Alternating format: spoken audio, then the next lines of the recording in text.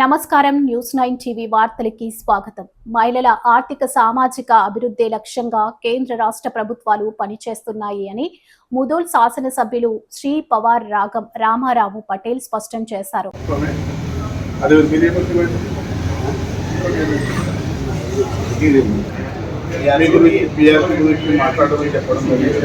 అది కూడా ఖచ్చితంగా అసెంబ్లీలో మాట్లాడతామని ఈ సభాముఖంగా ఒకటే భగవంతుడు మాతా సరస్వతి తల్లి మన నియోజకవర్గంలో ఉన్నది.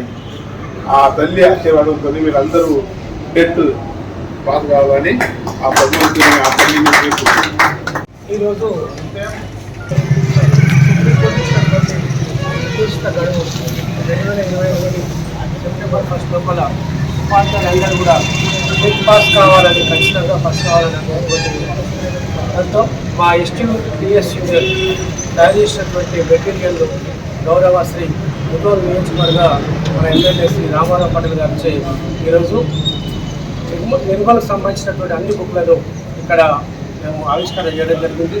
దీనికి పనిచేసినటువంటి పెద్దలు గౌరవనీయులు శ్రీ భూమన్ యాదవ్ గారు, లక్ష్మణ్ గారు, అలాగే రాష్ట్ర భూషణ్ సార్ గారు, అలాగే బాజిరెడ్డి సార్ గారు, మన జిల్లా కార్యవర్గం, అలాగే మండల కార్యవర్గం ప్రతి ఒక్కరు కూడా దీంట్లో ధన్యవాదాలు తెలుపుతూ ముఖ్యంగా ఈరోజు మాకు సమయం ఇచ్చినటువంటి శ్రీ ఎమ్మెల్యే రామారావు పటేల్ గారికి ప్రత్యేకంగా కృతజ్ఞత తెలుపుతూ ఇప్పుడే కాకుండా మీరు ఇచ్చినటువంటి హామీ ఏదైతే దాన్ని కూడా మీరు ఏదైతే మీరు హామీ ఇచ్చారో త్వరలో ఆ హామీని పూర్తి చేస్తారు. ఎందుకంటే సంఘ భవనం మాకు ఎంత ముఖ్యం సార్, దాన్ని మీరు ఈ సంవత్సరం ఆఖరిలో చేయాలని మనస్ఫూర్తిగా కోరుకుంటూ ఖచ్చితంగా మీరు చేస్తారని అనుకుంటూ ధన్యవాదాలు.